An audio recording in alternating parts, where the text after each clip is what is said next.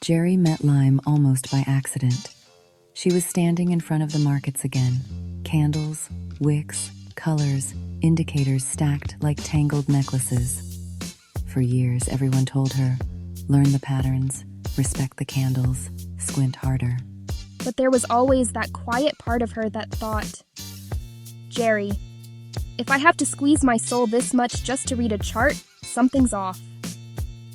One morning, over coffee with her friend Rosie, something shifted. They weren't talking about money. They were talking about people, the way fear jumps ahead of facts, the way hope clings longer than it should, the way a single headline can yank your stomach into your throat. They had both seen enough life to know that human behavior is not a side note. It is the main current. It's the main current. What if trading started from that truth instead of fighting it? That's when the Limelight idea began to show itself. At first, it was just a name, Limelight, Lime for short.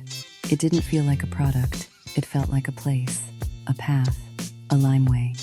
Jerry had always liked roses, not in the dozen on Valentine's Day way, but in the quiet, real way, bloom and thorn together, unapologetic. She started to see her trading that way, beauty and risk side by side, honest.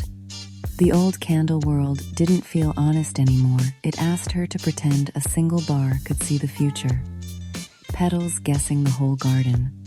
So she drew on something simpler and better, more clear, precise, continuous. Instead of candles, she sketched little human behavior capsules, trend, risk, volatility, bias, petals, and thorns, declared clearly. No drama, no mood swings. If the capsule was green, the system had reasons. If it was red, it had reasons. And those reasons were written down as rules, not floating in her head. She imagined a cockpit instead of a chart wall. Not a fighter jet fantasy, a clean panel where every switch had a job. So it's not about beating the market. It's about not beating yourself up while you trade. Exactly. I'm tired of worshiping candles. I'd rather respect my own nervous system.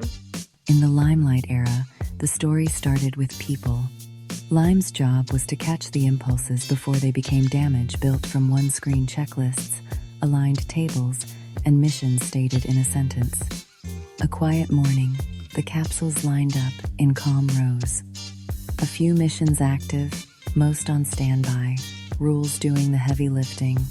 And where do the roses fit in? They're reminder structure that lets something grow. If I do it right, the market becomes my garden.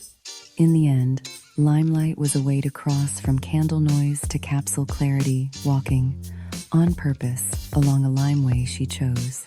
The Lime Pilot cockpit isn't fantasy anymore. It's live. If you're curious to peek, it's here. Fly clean.